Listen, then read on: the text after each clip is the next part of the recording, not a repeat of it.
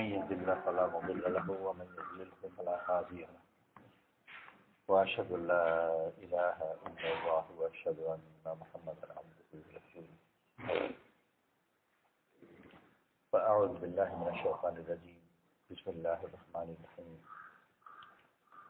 أفحسبتم أنما خلقناكم عبثا وأنكم إلينا لا ترجعون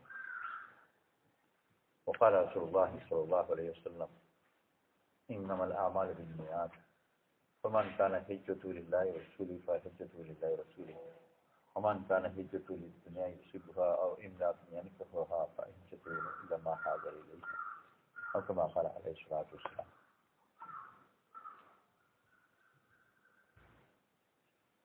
প্রয়োজন দুনিয়ার কোনো কাজের মধ্যে মনে করা যাচ্ছে দোকানে তারা কাজ করছে ব্যবসা বাণিজ্য হতে ব্যস্ত আজান হলো কিছু লোক আজান মসজিদে চলে গেল আর কিছু লোক তাদের আগে কাজের মধ্যেই রয়ে গেল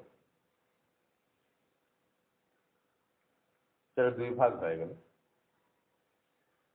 কিছু ওই কাজের মধ্যে যে কাজ এখন আজান হয়ে যাওয়ার পরে নামাজের সময় এখন আর ওইটা হারাম হয়ে গেছে আগে হালাল থাকলেও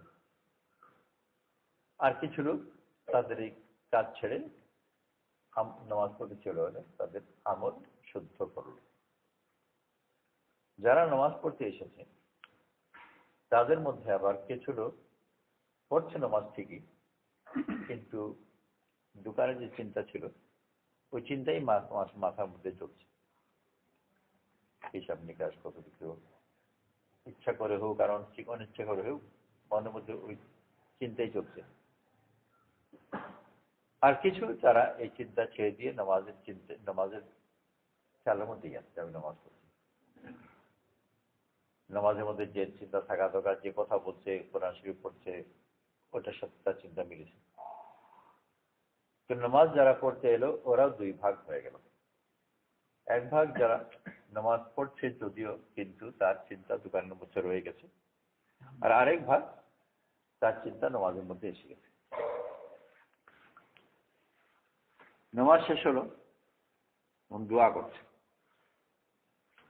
দোয়ার মধ্যে দুই ভাগ হয়ে গেল এক ভাগ তার দোয়া করছে দোকানে লাভ যে দোকানে আগের মধ্যে ছিল নামাজ পড়ছে ধ্যানের সাথে কিন্তু লাভ হলো যে আল্লাহ আমার দোকানে লাভ দাও ভালো লাভ যেন হয় টাকা পয়সা আরামে থাকি দুনিয়ার নানান চাহিদার সেগুলো মানুষের মধ্যে থাকে সেগুলো তার দোয়ার মধ্যে আর অপরজন দোয়া করছে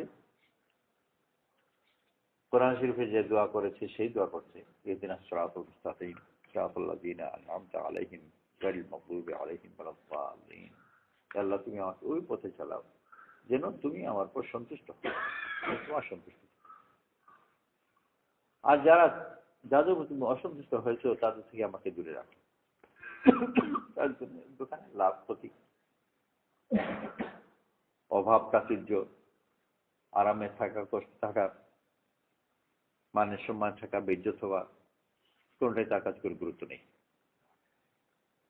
রাজা হলে মন্দ নেই ফকির হলেও মন্দ নয় আর চাই একটাই যে আল্লাহ আমার উপর রাজি হয়ে যায় তো ধাপে ধাপে কয়েকবার ভাগ ভাগ হয়ে গেল প্রথম ধাপে দুই ভাগ হয়ে গেল যে একদল নামাজ পড়তে এলো আরেকজন নামাজ পড়তে গেল না একদলের আমল খারাপ আরেকজনের আমল ঠিক নামাজ যারা পড়তে এসেছে আমল ঠিক করেছে ঠিক আমল ওয়ালাদের মধ্যে আবার দুই ভাগ একদল দোকানে চিন্তা করছে আরেকজন নামাজের চিন্তা করছে অর্থাৎ একদলের চিন্তা খারাপ আরেকজনের চিন্তা ঠিক প্রথম ছিল আমল দুই ভাগ এক দলের আমল ঠিক আরেক দলের আমল ঠিক আমল ঠিক ওয়ালাদের মধ্যে আবার দুই ভাগ এক দলের চিন্তা ঠিক আরেক দলের চিন্তা বেঠিক তো আমলও ঠিক করলো চিন্তাও ঠিক করলো তারপর দোয়া করছে দোয়ার মধ্যে একদল করছে দুনিয়ার দোয়া আরাম আসে মান সম্মানে আর আরেকদল করছে আল্লাহ সন্তুষ্টি দোয়া এবার এখন আবার দুই ভাগ হয়ে গেল যে এক দলের দোয়া ঠিক আরেক দলের দোয়া বেঠিক তো শেষ ধাপে গিয়ে যারা টিকলো ওরা পূর্ণতা অর্জন করলো, আমলও ঠিক করলো, চিন্তাও ঠিক করলো, এবং শেষ পর্যন্ত গিয়ে দোয়াও ঠিক করলো। এরা পূর্ণতা অর্জন করলো। বাকি অন্যান্য যারা আছে ওরা আংশিকভাবে শুদ্ধি অর্জন করলো, কিন্তু সম্পূর্ণ না। আর যে নামাজ পড়তে আসেইনি সে তো একেবারেই রয়ে গেল, তার কোনটাই ঠিক হয়নি। কিন্তু নামাজ পড়তে যে শিখেছে তার মধ্যেও বিভিন্ন স্তর। দোয়া যে ঠিক হলো, দোয়াই আসল জিনিস মানুষের, ওইটা তার জীবনের লক্ষ্য বোঝায়। দোয়াকে বলা হচ্ছে দোয়া মুখ্য ইবাদত, দোয়া হচ্ছে ইবাদতের মগজ। মানে যা কিছু করে সব কিছু গিয়ে শেষ পর্যন্ত হলো যে তার মনে কিছু চাহিদা আছে যেগুলো সে চায়, ওই দোয়া করে। দোয়া সে হাত তুলে করুক বা না করুক, মনে কিছু চাহিদা আছে, আর মনের চাহিদা এটাকে মানুষের জীবনের মকসদ বলে, উদ্দেশ্য। প্রত্যেকে তার নিজ নিজ একটা উদ্দেশ্য আছে, উদ্দেশ্য সমেত। বড় একটা দল এই উদ্দেশ্য সে নিজে বানিয়ে নিয়েছে। আল্লাহ তাআলা দুনিয়াতে মানুষকে পাঠিয়েছেন, আর আল্লাহ তাআলা মানুষকে খামোখাই পাঠাননি, খামোখাই কোনো উদ্দেশ্য কিছু নাই। তো আল্লাহ তাআলা বিনা উদ্দেশ্যে পাঠাননি। আল্লাহ তাআলা যিনি সৃষ্টি করেছেন, যিনি দুনিয়াতে পাঠিয়েছেন, উনি উদ্দেশ্য দিয়েছেন যে তোমাকে দুনিয়াতে কেন সৃষ্টি করা হলো, কেন পাঠানো। ওমা খালাকুল জিন্না ওয়াল ইনসা ইল্লা লিয়াবুদুন। আল্লাহ তাআলা ইবাদতের জন্য সৃষ্টি করেছেন, এরকম নয় যে সৃষ্টি করেছেন কেন। যদি আল্লাহকে জিজ্ঞেস করে কেন সৃষ্টি করলেন, কি জানি, তা তো খেয়াল করেছেন, তা খেয়াল নাই কেন সৃষ্টি করেছেন, এমনি হঠাৎ করে খেয়াল হলো করলাম, ওরকম নয়। দুনিয়ার বড় একটা অংশ ওই সৃষ্টির ব্যাপারে সে সচেতন নয় যে আল্লাহ তাআলা আমাকে পাঠিয়েছে, সে নিজেই উদ্দেশ্য করে। আর বেদিন যারা যে সৃষ্টিকর্তা একজনকে স্বীকার করেও কিন্তু আসলে বেদিন, তারা তো বলে যে, অনেকে এরকম বলে যে আল্লাহকে বা সৃষ্টিকর্তার তুলনা করে শিশুর সাথে, যে আপন মনে খেলছে, উদ্দেশ্যহীন। উদ্দেশ্যহীন না, বড় আল্লাহ তাআলা উদ্দেশ্য দিয়ে পাঠিয়েছেন। তো মানুষকে আল্লাহ তাআলা জিজ্ঞেস করছেন যে তোমরা কি ভেবেছো তোমার কাছে বিনা উদ্দেশ্যে পাঠিয়েছি? আপনি তোমার নামা খালাক থাকো আবাসা, তোমাকে বিনা উদ্দেশ্যে পাঠিয়েছি? উদ্দেশ্য দিয়ে পাঠিয়েছি, আর আমার কাছে ফিরে আসতে হবে। আম ভাবে আল্লাহ তাআলা মানুষের উদ্দেশ্য এক জায়গায় বলেছেন, আর খাস করে এই উম্মতের উদ্দেশ্য বলেছেন যে মানুষের মঙ্গলের জন্য তোমাকে বের করা হয়েছে। ওমা খালাকতুল জিন্না ওয়াল ইনসা ইল্লা লিয়াবুদুন, একটা। আর কুনতুম খায়রা উম্মাতিন উখরিজাত লিন-নাস, তোমরা সেরা উম্মত, তোমাদেরকে মানুষের জন্য, মানুষের মঙ্গলের জন্য বের করা হয়েছে। যে এই উদ্দেশ্যের উপর তার জীবন গেড়েছে, ও যা কিছু করুক, হয় ইবাদত হবে আর না হয় অন্যের মঙ্গলের চিন্তা করে করবে, এর বাইরে কোনো কিছু সম্ভবই না। যে কাজই করুক না কেন তার ওই উদ্দেশ্যের সাহায্য। মানুষ যে কাজ করে সে উদ্দেশ্য সামনে রেখে করে। একটু দোকানদার দোকানের মধ্যে অনেকগুলো কাজ করছে, ছোট বড়।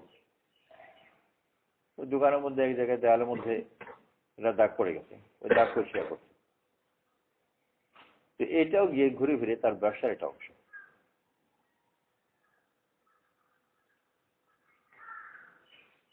মাঝখানে তার যে খাবার এসে খাচ্ছে, ওইটাও তো ব্যবসার একটা অংশ। খাওয়া দাওয়া ঠিক মতো না করলে ওই দোকানে থাকা মুশকিল হবে। আবার ক্লান্তি লাগে, তো পাশের দোকান থেকে চার দিকে এনে খাওয়ায়, খায়। এসব কিছু ঘুরে ফিরে গিয়ে তার ব্যবসা একটা অংশ। তো যেরকম একজন ব্যবসায়ী, ব্যবসা মাঝখানে অনেকগুলো কাজ করে, একটা জীবন করে, অস্ত গল্প করে, কিন্তু ঘুরে ফিরে সবগুলো তার ব্যবসারই একটা অংশ, তার একটা লক্ষ্য দিয়ে আছে। মুমিন ওই ব্যক্তি যার সবগুলো হবে তার জীবনের লক্ষ্যের অংশ। আর জীবনের লক্ষ্য এটাই তার আসল নিয়ত। আর যদি আল্লাহ তাআলা নিয়তের উপর ফয়সালা করেন, ইন্নামাল আমালু বিন্নিয়াত, এগুলো টুকরো টুকরো নিয়ত।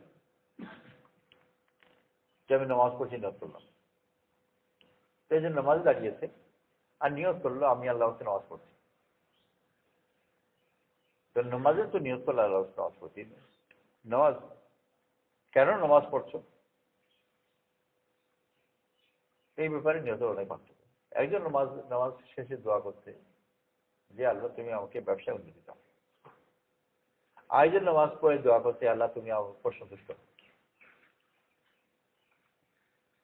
তো এটা ওর নামাজের নিয়তের মধ্যে যেরকম টুকরো টুকরো আমলের নিয়ত থাকে, ওরকম মানুষের গোটা জীবনের নিয়ত আছে। টুকরো টুকরো আমলের নিয়ত তো অনেকটা বুঝি, কিন্তু জীবনে যে নিয়ত থাকা দরকার এইটাকে বেশিরভাগ মানুষকে এই ব্যাপারে কাজ। বিনা নিয়তে নামাজ হবে না এই কথা বলি, বিনা নিয়তে রোজা হবে না, বিনা নিয়তে হজ হবে না, এইসবগুলো বুঝি। বিনা নিয়তে যে জীবনও হবে না এই ব্যাপারে কাফি। তোমার জীবনের নিয়ত কি ওটা কিছু নেই, বা হয়েও থাকলে আল্লাহর দেওয়ার নিয়ত নয়, নিজে নিজে এটা নিয়ত বানিয়ে নিয়ে যে আমি আমার বউ বাচ্চাকে নিয়ে বড় সুখে থাকবো, এটা আমার জীবনের নিয়ত। হিন্দু ওই নিয়ত করেছে, পাশে পাশে হিন্দু, ওর জীবনে একটা নিয়ত আছে। ওর জীবনের নিয়ত কোথায় পেল? কোনো কিতাব থেকে, কোনো কোনো পুরোহিত বলেছে না, ও নিজেই বানিয়ে নিয়েছে। তো একজন হিন্দু যেরকম তার জীবনের নিয়ত এটা নিজে নিজে বানিয়ে নেয়, তো মুসলমানও তার জীবনের নিয়ত নিজে নিজেই বানিয়ে নিয়েছে। এই ব্যাপারে দুজনের মধ্যে কোনো পার্থক্য নেই, একজন হিন্দু আর একজন মুসলমান, কিন্তু জীবনের নিয়ত নিজে বানিয়েছে। নিজে কেন বানালো? যে আল্লাহ তাআলা যে পাঠিয়েছেন এবং নিয়ত দিয়ে পাঠিয়েছেন এই কথা তার খেয়ালের মধ্যে নেই, বা সে জানে না। এখান থেকে ঢাকায় কোন কোম্পানি তার দোকান থেকে কর্মচারীকে পাঠালো ঢাকায়, তো যদি কোনো মালিক তার কর্মচারীকে ঢাকায় পাঠায়, তা হতেই পারে না যে ঢাকায় পাঠাবে আর বিনা কাজে পাঠাবে।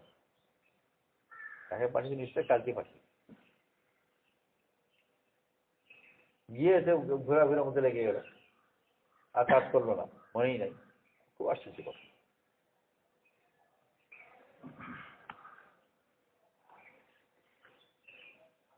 সিলেটে একটা গ্রাম আছে ফুলবাড়ি, ফুলবাড়ির কয়টা পরিবার ভুলে যাওয়ার ব্যাপারে আর একটু বিখ্যাত।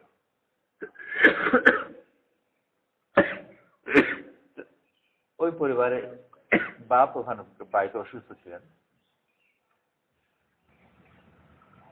ছোট ভাইকে বড় ভাই পাঠিয়েছে সিলেট টাউনে ফার্মেসি থেকে ওষুধ নিয়ে দেওয়ার জন্য বাপের জন্য। তো বড় ভাইয়ের আদেশে বাপের ওষুধ নেওয়ার জন্য শহরে এসেছে, এসে ঘোরাঘুরি করে চলে গেছে, ওষুধ নিয়ে যায়নি, ভুলে গেছে।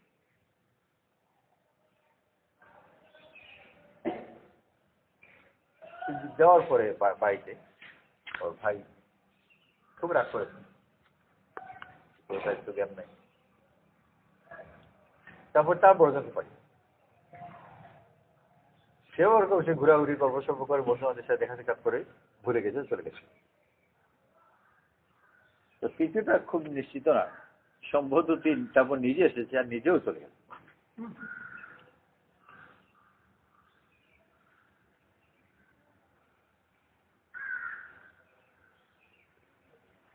তো পাঠালো ঠিকই একটা কথা, এলো, আশা পরে ভুলে গেছে।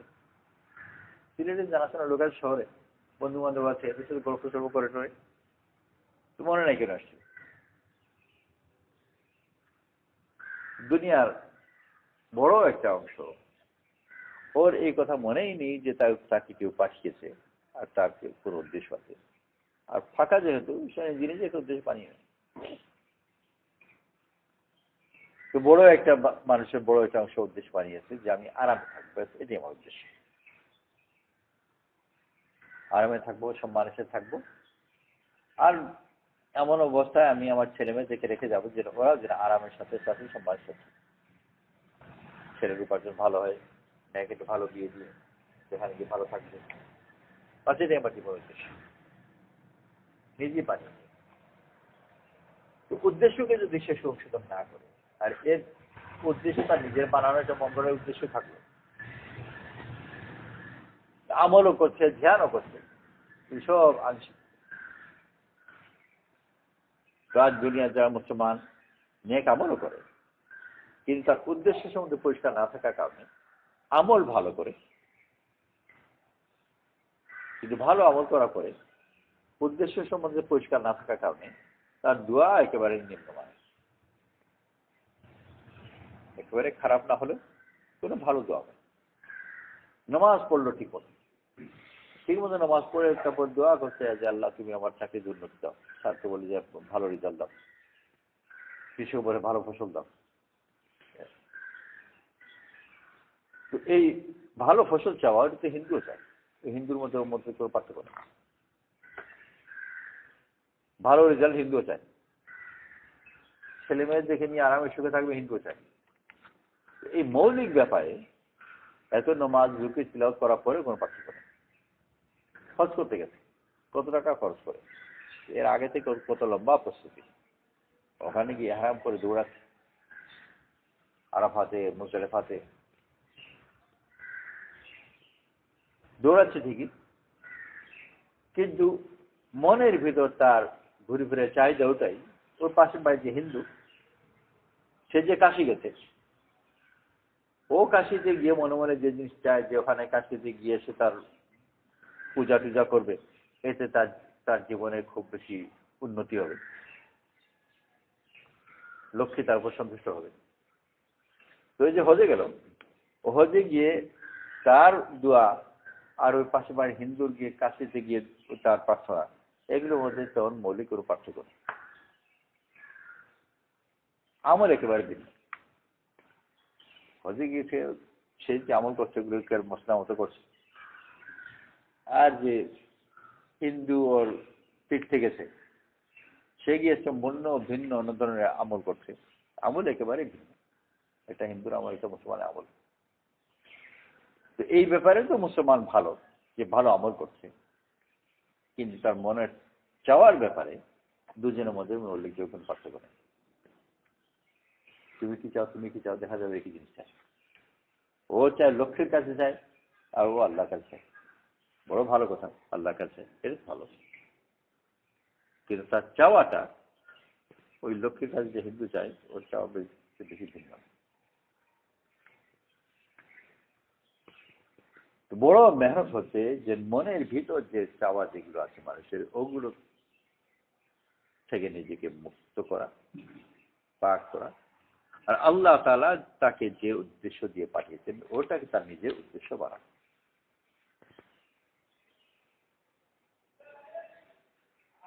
মক্কা 13 বছর মেহনতের মধ্যে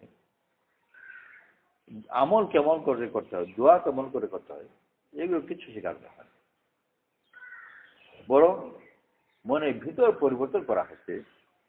মুসলমান হওয়ার আগে সে একটা সমাজের মধ্যে ছিল, সেই সমাজ থেকে তার মনের ভিতর অনেকগুলো চাহিদা সে ওখান থেকে গ্রহণ করে। যে আল্লাহ দেওয়া ইচ্ছা মনের ভিতর নেই, ওই যে মনের ভিতর অনেকগুলো ইচ্ছা করে নেই, ওর উপর থেকে আসে, যা যার সাথে সম্পর্ক, ওই সম্পর্কগুলোর ভিতরে তার মনের ভিতরে ইচ্ছা নাই। আরো সময় ছিল প্রত্যেকে তার গোত্র আছে, গোত্রগুলোর মধ্যে শত্রুতা আছে, যে যে গোত্রে জন্মালো ওদের সাথে সম্পর্ক, ওদের মনোভাব নিয়ে সে বড় বড় হতো যে আমার আপন এরা আর ওরা শত্রু, আমি এই গোত্রের, অতএব ওই গোত্রের সবাই আমার শত্রু, এদিকে ধ্বংস করতে হবে। তো ওর একেবারে জন্মের পরপর থেকে ওর মা বাপ দাদা চাচা মামা সবার কাছ থেকে কথা শুনে শুনে শুনে মরে যাবে, এটাই আমার কাজ, এটাই তো। কারণ মানুষ মুতাসির হয়, একজন আরেকজন মুতাসির হয়। বাইরে থেকে হাল চাষ করে ক্লান্ত হয়ে কৃষক ঘরে ফিরেছে, ঘরে ঢোকার পরেই তার স্ত্রী তাকে বলছে যে ছেলে পাশে বাড়িতে গিয়েছিল, আরো বকেছে, তারপর আবার ধরেছে, চড় মেরেছে, বাচ্চা কাঁদতে কাঁদতে এসেছে। এগুলো কিছু কথা শোনার পরে সে এত রেগে চটে উঠছে যে একেবারে বটি হাতে নিয়ে রানা হয়েছে যে ওর দিকে মেরে ফেলছে, আমার ছেলেকে কেন মারল। তো যখন ঘরে ঢুকেছিল এই কোনো চিন্তাই ছিল না, কিন্তু আরেকজনের কথা শুনে শুনে শুনে এখন রানা হয়েছে ওকে মেরে ফেলে। আর কখনো কখনো এরকম কথা সম্পূর্ণ মার্ডার হয়, ভালো করে জানাও না ব্যাপারটা কি। বলেছে যে আমার ছেলেকে মেরেছে, করে কি হলো? তোর এইটা কখনো সাময়িক ভাবে হয়, আর মনের ভিতর মানসিক প্রায় স্থির ভাবে অনেকগুলো জিনিস ঢুকে, ওগুলো ওরকম বাপ দাদা চাচা মামার কাছে ঢুকে, বন্ধু বান্ধব, তো যে যে পরিবেশের মধ্যে আছে ওই পরিবেশ থেকে তার মনের ভিতরে অনেকগুলো কথা ঢুকে, আর এইগুলো দিয়ে সে তার নিজের জীবনের লক্ষ্য বানায়। কিছু আছে সাময়িক লক্ষ্য, ওকে বাড়িতে ঢোকার সাথে আছে বলতে থাকলো যে ছেলেকে মেরেছে, ওখানে গিয়েছিল খামাকে মেরেছে, কাঁদতে কাঁদতে এসেছে, এমন কথা বানিয়ে টানিয়ে ফুলিয়ে ফুলিয়ে খুব করে বললো, একেবারে রেগে আগুন হয়, ক্লান্ত ছিল, ক্লান্তির মধ্যে আবার রাগ, তো বটি হাতে নিয়ে রওনা হয়ে গিয়ে মেরেই দিল। এই যে তার মনে একটা অবস্থা হলো, একটা সাময়িক অবস্থা, এই সাময়িক অবস্থার মধ্যে সে মারলে হয়তো করে ফেললো, পরবর্তীতে ঠান্ডা হয়েছে, এখন দুঃখ করে আফসোস করে মুসিবত করলাম, ঝড় মেটাবার চেষ্টা করে, মিটমাট করবার চেষ্টা করে, কিন্তু একটা সাময়িক অবস্থার উপর তার একটা কাজ করেছে। যেরকম সাময়িকভাবে অন্যের সাথে সম্পর্কের কারণে তার মধ্যে কথাগুলো জাগে, ওরকম স্থায়ীভাবেও জাগে, কিন্তু এই যে কথা মনের ভিতরে ঢুকে, তার মাধ্যমে ঢুকে যার সাথে তার সম্পর্ক বেশি, তার স্ত্রীর সাথে সম্পর্ক বেশি, ওর কথা মনের মধ্যে ঢুকবে। কিন্তু স্ত্রীর সাথে যেমন হয় যে ওর সাথে ঝগড়া, ও মনে মনে ভাবছে একে তালাক দেবে, তো যে স্ত্রী সম্বন্ধে স্বামী মনে মনে তালাক দেওয়ার কথা চিন্তা করছে, ওর কথায় বেশি আসর নেবে না, ও যতই ও মুখের সাথে ঝগড়া লাগাবার চেষ্টা করুক না কেন, রাগারাগি করুক, বেশি আসর নেবে না, ও মনে মনে ভাবছে যে তোমার তোকেই তালাক দেবো।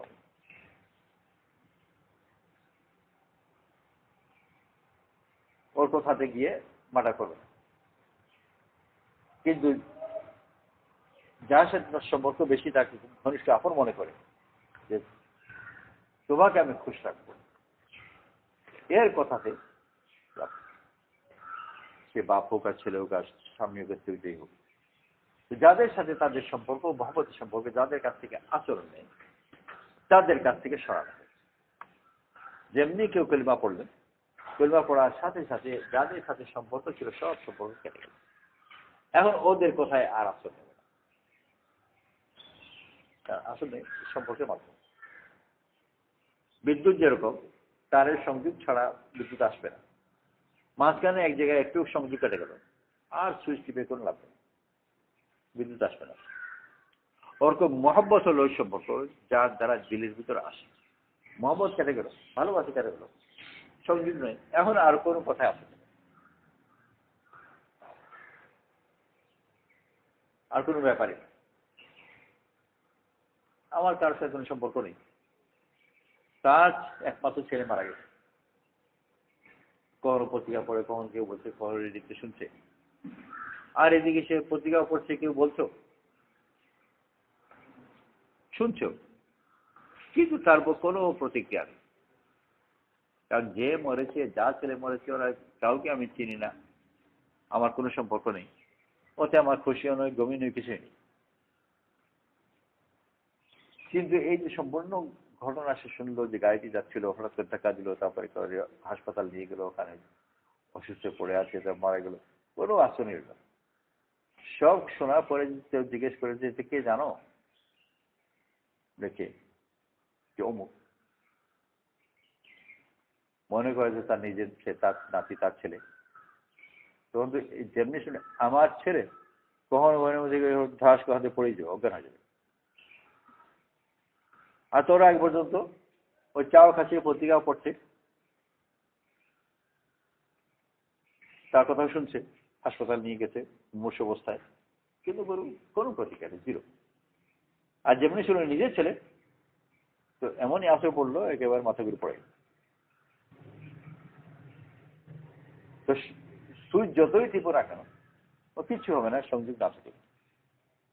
আর যেমনি কানেকশন হয়ে গেল, জ্বলে উঠবে, সব খাবে, সবই হবে।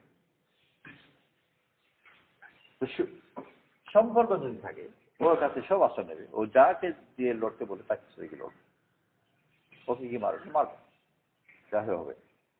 আর সম্পর্ক যদি না থাকে, করে আপনার দিলের মধ্যে যে এই খারাপ কথাগুলো ছিল, মারামারি, ঝগড়া ফসাদ, শত্রুতা, বিদ্বেষ, আল্লাহ তাআলা যে উদ্দেশ্য দিয়ে পাঠিয়েছেন ওটা কোনো খবরই নাই। আর নিজে তার জীবনে লক্ষ্য বানিয়েছে যে এই প্রতিশোধ আমি নেবই। আর প্রতিশোধ আসলে তার দাদার প্রতিশোধ, ওটা আমি নেবই। এখান থেকে যদি ওকে ছোটানো না যায়, আল্লাহ তাআলা যে কাজের জন্য পাঠিয়েছেন ওকে বোঝানোই মুশকিল। সে তো ঘুরে ঘুরে বলে যে প্রতিশোধ আমি নেবো আগে। সেই জন্য প্রথম কাজ হলো ওকে হতে ছোটানো। ওই না ছোটালে বাকি কথাগুলো ঢুকানো হবে, ঘুরে ফিরে রয়েছে। ওই যে প্রসঙ্গ কথা আছে যে কুয়োতে বিড়াল পড়ে গেছে, মরেছে, পচেছে, পানি দুর্গন্ধ হয়েছে। জিজ্ঞেস করলো গিয়ে যে পানি কেমন করে পরিষ্কার করবো? কেউ বলে দিল যে 100 বালতি পানি তুলে ফেলে দাও, তারপর নতুন পানি আসবে, ওইটা পরিষ্কার পানি আসবে। সে তাই করলো, কিন্তু লাভ কিছু করো না, আগের দুর্গন্ধ রয়েছে। জিজ্ঞেস করলো যে মরা বিড়াল যেটা ছিল ওটা ফেলেছো কিনা? হ্যাঁ, ওইটা তো আছে। তো ওইটা থাকলে তো যত পানি ঢালে যাবা, তো ওই পচা গন্ধই আসবে। মূলটা ফেলে দিয়ে তারপরে না 100 বালতি পানি ফেলে। আমাদের ওরকম যে আল্লাহর কথা হাজার বোঝানো হোক না কেন, ওর মূল যে কথা ধরে আছে যে প্রতিশোধ আমি নেব, তো ওইটা যদি দিল থেকে না বেরোয়, তাহলে বাকি সব কথা ওই বিড়াল রেখে পানি বদলানোর মতো। তো সেই জন্য প্রথম করা হয় যে ওটা ছেড়ে দেওয়া। পায়জামাতে গোবর লেগেছে, সেটাকে পাক করতে হবে। প্রথম তো গোবর যে রেখেছে ওইটা ধুয়ে ফেলতে হবে। গোবর যা গোবর রেখে আর বাকি পায়জামাকে ধুচ্ছে 3 বার। সুন্নত হচ্ছে 3 বার ধোয়া। তো 3 বার ধুলে খুব ভালো করে পানি দিয়ে, কিন্তু গোবরের জায়গায় ঠিক আছে, কিছু পাক হবে। দিনের মধ্যে তার যে জীবনের যে মকসদ বানিয়েছে ওইটার উপর যদি হাত না দেয়, আর বাকি জিকির করো, তেলাওয়াত করো, হজ করো, যা কিছু কোনো করো, ওই গোবর তার জায়গায় রেখে ধোয়া। এই যে প্রথম কাজ করেছে যে ধোয়া পরে প্রথম হলো তার নজির ছিল, সাধারণ সেটাই করবে। 3 বার ধোয়ার 5 বার ধোয়ার পরবর্তী কথা যে গোবর যে লেগেছে ওইটা আগে ছোট, তারপর পাক। তো মক্কাতে প্রথম 13 বছর ছিল যে সম্পর্ক থেকে তার মনের ভিতরে খারাপ কথাগুলো ঢুকেছে, ওই সম্পর্ক থেকে তাকে বিচ্ছিন্ন করতে হবে। যে হাউজের মধ্যে পানি আছে, সে হাউজের মধ্যে ভালো পানির নালাও আছে যেখান থেকে পাক পানি আসে, আবার বাথরুমের ময়লা পানিও ওখানে আসে, আর ওইটা এসে পানিকে নাপাক করে। তো যদি আমি চাই যে আমার হাউজের পানিকে পাক করবো আর খাওয়ার উপর উপযোগী বানাবো, তাহলে ওই নালা বন্ধ করতে হবে যেখান থেকে নোংরা পানি আসে। ওই মানুষের দিলের নালা হলো তার সম্পর্ক, সব সম্পর্ক তো দিচ্ছে। কলমা পড়া এমন জিনিসই ছিল, ওই এক কলমা পড়া আছে তাদের সব সম্পর্ক বদলে যে এতদিন আপন ছিল, কলমা পড়ার সাথে সাথে পথ হয়ে গেল। মাসুদ বিন উমাইর রাদিয়াল্লাহু আনহু বড় আল্লাহ লালিত পালিত হয়েছেন, কিন্তু যখন ঈমান আনলেন, যে মা বাবার কাছে এত আল্লাহ জীবন কেটেছে, এদের কাছ থেকে জান নিয়ে পালান, যদি থাকতেন তো আশঙ্কা যে জানেই না মেরে ফেলবে। তুই জানিস শুধু জান বাঁচানো না, এই এই যে আশঙ্কা করা যে আমাকে জানে মেরে ফেলতে পারে, এই আশঙ্কার মধ্যে তার সব মহব্বত ফেলে যায়। একজন তার স্ত্রীকে খুব ভালোবাসে, একেবারে এই কিছুক্ষণ আগে পর্যন্ত গভীর ভালোবাসে, আর মাত্র কয়েক মিনিট বা আধা ঘন্টা আগের খবর যে জানলো যে ওকে মার্ডারের ষড়যন্ত্র করছে। এতদিনের গভীর ভালোবাসা ওই এক খবরে দিল থেকে একেবারে 16 আনা বা 32 আনা সাফ হয়ে যায়। যে ওটা আমাকে মার্ডার চিন্তা করছে, একটা কথা যথেষ্ট, সব মহৎ। গালাগালি করলো না, মারামারি করলো না, কিছু করলো না, যেমনি মনের মধ্যে কথা ঢুকলো যে ও আমাকে মেরে ফেলতে চায়, সব মহব্বত মুহূর্তে বেড়ে যাবে। আর মহব্বত যখন বেরোয় যাবে তখন ওর কোনো কথা আসলে আসবে, অন্য জিনিসে মহব্বত এরকম যাবে। মারধর করলো, মারামারি করলো, ঝোড়াঝি করলো, কিন্তু যতক্ষণ মনোবিতরিকতা থাকে যে ও আমার শুভ কাম, তো মহব্বত টিকে হয়ে যাবে। যত উৎপাতি করবে না, কিন্তু আমার মঙ্গল চাই। আর যখন জানবে যে ও আমার অমঙ্গল চাই, আমাকে মেরে ফেলতে চায়, সব মহব্বত বেড়ে যাবে। এতদিনের মহব্বত যে আমাকে আদর করেছে, লালন পালন করেছে, যেমনি এই কথা যে আমার মা বাবা তো আমাকে মেরেই ফেলবে বুঝে, আর মহব্বত থাকবে না, একদম সাফ। এখন ওদের কথা কোনো আসর নেবে না। আর যা করে আসর নেবে, যার কোনো মহব্বত নেই, দরকার হলে তাকে মেরে ফেলা কোনো কঠিন না। তো সাহাবারা যখন ঈমান এনেছেন, যারা তাদের আপন ছিল, এদের সাথে এমন সম্পর্ক হয়েছে যে কোনো সম্পর্কই। হুদায়বিয়ার সন্ধির সময় আবু জদ্দাল রাদিয়াল্লাহু আনহু খুব কষ্ট করে হুদায়বিয়া পর্যন্ত এসে পৌঁছেছেন যে মুসলমানদের সাথে উনি মদিনায় যান, শিকল বাঁধা অবস্থায়। কিন্তু যাওয়া সম্ভব হলো না। ওনাকে ওনার বাপের কাছে ফিরিয়ে দেওয়া হলো, আর বাপ ওনাকে মক্কায় ফিরিয়ে নিয়ে যাচ্ছে। যখন ওনাকে ওনার বাপের সাথে মক্কায় যাচ্ছেন, উনি চিৎকার করে কেঁদে আর্তনাদ, হে আল্লাহ, হ্যাঁ আমাকে কার কাছে ফিরিয়ে দিচ্ছে? আর ওনার এই কান্না শুনে সাহাবাদের জন্য বুক ফেটে গেছে। তবে তো আশ্চর্য কথা, বাপের সাথে যাচ্ছে, বাপের সাথে ছেড়ে যাবে, কাছ থেকে যাবে, অথচ বাপের সাথে ছেড়ে যাচ্ছে, তার কান্না, কার সাথে আমাকে? তার তো দৃষ্টান্ত এরকম যে চোখের সামনে কেউ যদি বাজারের সামনে দেখে নিরীহ একটা ছেলে সন্ত্রাসী হাতে পড়ে গেছে, আর তাকে একেবারে টেনে হেঁচড়ে রাজা টেনে নিয়ে যাচ্ছে, হাতে ছুরি, এটাও আন্দাজ যে কিছু দূর নিয়ে গিয়ে ছুরি মারছে, মেরে ফেলছে। সাধারণ দোকানে ওদের দরজে বা কিছু নেই, সাধারণ মানুষ যদি সাধারণ মানুষও দেখে যে একটা ছেলেকে ধরে নিয়ে যাচ্ছে আমাদের চোখের সামনে, আর ওখানে ড্রেনের কাছে নিয়ে ওদেরকে ছুরি মারবে, আর সে কান্নাকাটি করছে, কি মনে কি অবস্থা হবে? এরকম তার চেয়ে আর একটা অবস্থা। আবু জুন্দা রাদিয়াল্লাহু আনহু যাচ্ছে তার বাপের, কিন্তু বাপ এখন হয়ে গেছে সত্যি। তো যে সত্যি হয়ে গেছে, ওর কোনো কথা আসলে না। তো ওই ড্রেন যদি বন্ধ না করা হয়, তাহলে হজে পানি পাক করা যাবে না, যত পাক পানি থাকবে। এই জন্য দিনের সব কাজের মধ্যে ছিল যে যেখান থেকে তার জজবার মধ্যে, যে জজবা বলে চেতনা, মনের ভিতর মানুষটা জিনিস আছে যেটা তাকে চালায়, ওইটা যদি তাকে পাক না করা হয় তাহলে বাকি সবগুলো তার উপর। আর ওইটার প্রধান উৎস হলো তার সম্পর্ক। ওই সব সম্পর্ক থেকে বিচ্ছিন্ন করে তাকে তারপর নিয়ে গিয়ে আল্লাহর সাথে সম্পর্ক করানো, যা আল্লাহর কথা তার দিনের মধ্যে আসে। আল্লাহ আর আল্লাহওয়ালাদের মাধ্যমে আল্লাহর সাথে সম্পর্ক হয়। মানুষের সাথে সম্পর্ক হয় সরাসরি ওর মাধ্যমে।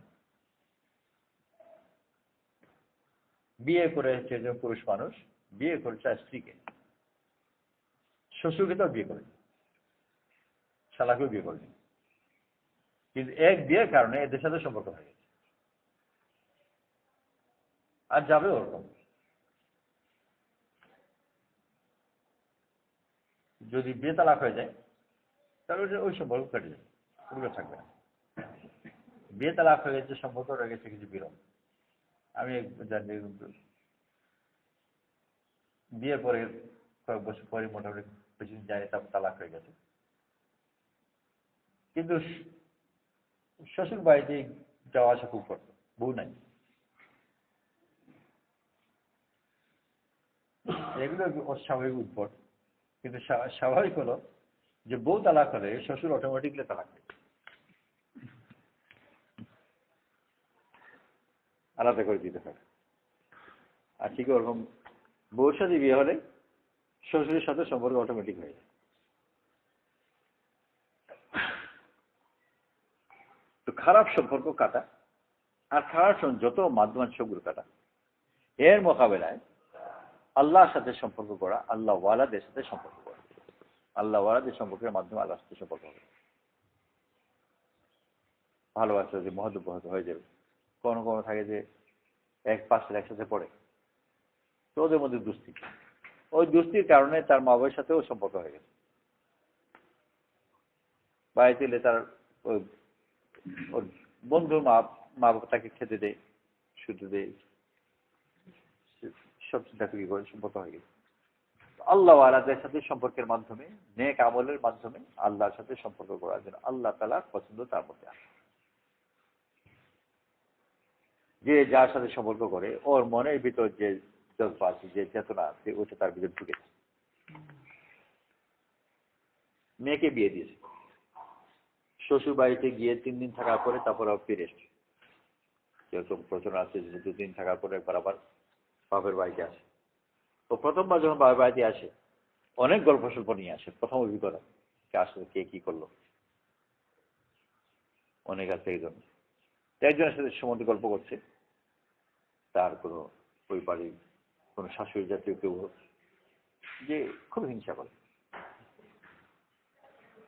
আর এর বিরুদ্ধে সবাই খেপাতে চায়, বদনাম রটাতে যায়, এই করলো সেই করলো, মিথ্যা কথা বললো, খুব বদনাম হলো, বেইজ্জতি হলো, তবে এসব বলছে। শুনে শুনে ওর মায়ের এমন অবস্থা যে ওকে পেলে এখানে চিবিয়ে খাবে।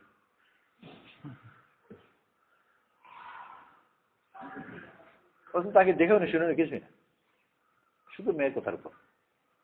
মেয়ে যেহেতু মাহবুব, তাকে ভালোবাসে, ওর যত রাগ সব এর ভিতর ঢুকে গেছে, কখনো আরো আরো বেশি রুই।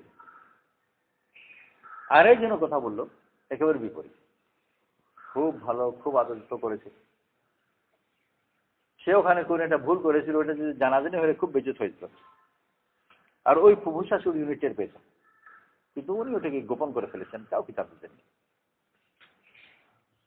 এই কথা জানাজানি হয়ে গেলে খুব খারাপ ছিল ব্যাপারটা, কিন্তু উনি ওটা সামলেছেন। এইসব গল্প করছে, এইসব শুনে শুনে ওর মায়ের অবস্থা এমন যে ফেলে যেন তার পায়ে চুমা খায়। নিজের কোনটাই না, নিজের মেয়ে না হয়ে অন্য কেউ যদি গল্প করতো কোনো আসে বলতো হয়, শুনে আসনি তো, যেহেতু নিজের মেয়ে, ওর মনের ভিতর সম্পূর্ণ রাগ ভিতরে চলে আসছে। আল্লাহ তাআলা আমার দ্বীনের জন্য দিয়েছেন। বেদ সব ধরনের বেদিনী এবং বেদিনী ওয়ালাদের কাছ থেকে সম্পূর্ণ বিচ্ছিন্ন হয়, যাতে ওই ময়লা পানির ড্রেন বন্ধ হয়, আর আল্লাহ ওয়ালাদের সাথে সম্পর্ক, নেক আমলের সাথে সম্পর্ক যেন আল্লাহ তাআলার পছন্দ তার মধ্যে এসে যখন এসে যাবে, তো সে নিজেই স্বতঃস্ফূর্ত ভাবে ওই কাজগুলো করবে যে কাজ আল্লাহ তাআলা করে বা আদেশ করে। কারণ একই পছন্দ, আল্লাহর পছন্দ ওর পছন্দ মিলে গেছে। ইবাদতের মাধ্যমে, আল্লাহর সম্পর্কের মাধ্যমে একরকম হয়ে যায়। সিবগাতুল্লাহ, ওমান আহসানু মিনাল্লাহি সিবগাতান ওয়া নাহনু লাহু আবিদুন। আল্লাহর রং আর আল্লাহর থেকে ভালো কার রং? আল্লাহর সাথে যার সম্পর্ক থাকবে ওই এক রং হবে। দুনিয়ার মানুষের ব্যাপারেও রঙের কথা বলে, একের রঙে রঙে। মাহমুদ যেরকম বলে যে কালিবের রঙে রঙে সব উর্দু সাহিত্য। যার সাথে সম্পর্ক থাকবে ওর মতো হয়ে যায়। যে উঠা বসা করে, যদি লক্ষ্য করে যে যখন থেকে এর সাথে সম্পর্ক হয়েছে, এরপরে ধীরে ধীরে ওর আচরণের মধ্যে ও জানতে ওর আসর পড়েছে। কথাবার্তা অনেক কিছু, কথাবার্তা পড়ে, খাওয়া দাওয়াতে পড়ে, পছন্দের মধ্যে পড়ে। আগে এক ধরনের গান পছন্দ করতো, ওর সাথে সম্পর্ক হওয়ার পরে আরেক ধরনের গান পছন্দ করছে, ও যে তারিখ সেই যাচ্ছে শুরু। আরেকগুলো রীতিমতো তার বলতে যায়, কারণ বিভিন্ন ধর্মীরা আছে, যার সাথে যে সম্পর্ক, ওই সম্পর্ক অনুযায়ী তার সব রুচি হবে। আল্লাহর সাথে যখন সম্পর্ক হবে, তো আল্লাহ তাআলা যেগুলো পছন্দ করে ওগুলো সে পছন্দ করে, আল্লাহ যেগুলো অপছন্দ করে সে অপছন্দ করে। তখন তার মনের রং সুন্দর। তাখাল্লাকু বিআখলাকিল্লাহ, আল্লাহর আখলাক নিজের মধ্যে আনে। এই জন্য আল্লাহর পথে বের হয়, আল্লাহর সাথে সম্পৃক্ত নয় যারা, যাতে আল্লাহ পছন্দ করেন তাদেরকে দূরে যাওয়া, বিচ্ছিন্ন হওয়া, আর আল্লাহর সাথে সম্পর্ককে ঘনিষ্ঠ করা, যেন আল্লাহর পছন্দ আমার পছন্দ মিলে। এটি কেমন? আল্লাহর পছন্দ যখন তার সাথে মিলে যাবে, তো আল্লাহর আদেশ ছাড়া সে আল্লাহর আদেশ পালন করবে, বলে নেই কাজ করে, কিন্তু পছন্দ করবে, বলার দরকার নিজেই করবে। বাচ্চা একটা খাট থেকে পড়ে গেছে, ধোয়াস করে, আর পড়ে ব্যথা হয়ে চিৎকার করছে। খালা দেখলো, তো খালা হয়তো দূর থেকে লাফ দিয়ে করে দিল। তো খালাকে অপেক্ষা করে নাকি যে ওর মা বলুক তারপর আমি গিয়ে করে নেব? নিজেই যেহেতু ভালোবাসে, সেই জন্য কারো আদেশে অপেক্ষা করে না, নিজ তাকে দিয়ে করছে, নিজেই ভালোবাসে। যদি নিজের ভালোবাসা না থাকতো তাহলে করতো ঠিকই, কিন্তু আরেকজনের তাকিতে করতো। যেমন সে বলতো যে কি জানেন, কেউ দাঁড়িয়ে থাকবে, কেউ বলুক তারপরে।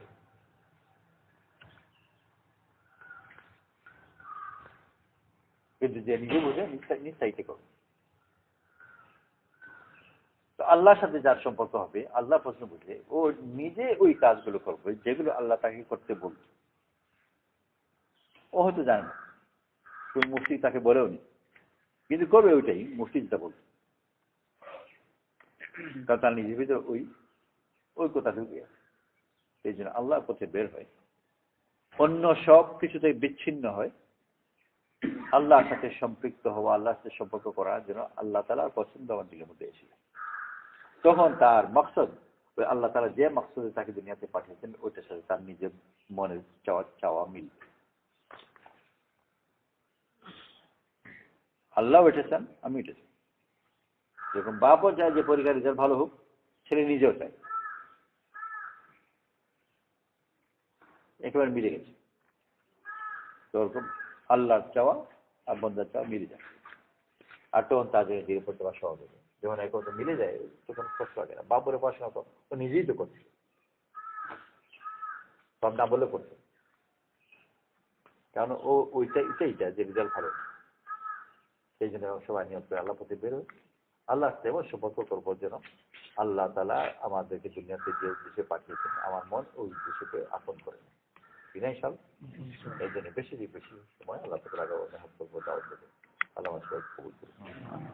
সুবহানাল্লাহ, আলহামদুলিল্লাহ, সুবহানাল্লাহ, سبحان ربك رب العزة عما يصفون وسلام على المرسلين والحمد لله رب العالمين।